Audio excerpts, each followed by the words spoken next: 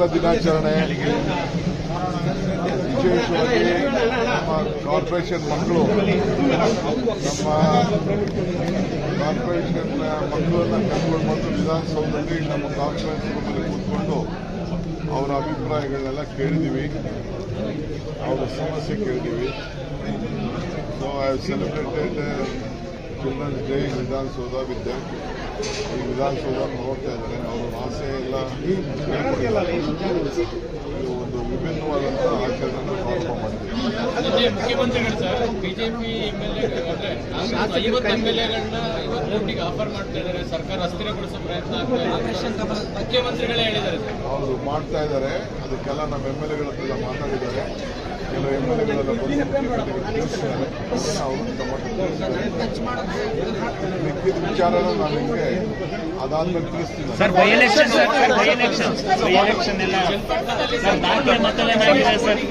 So it has become a flashpoint. I will discuss later.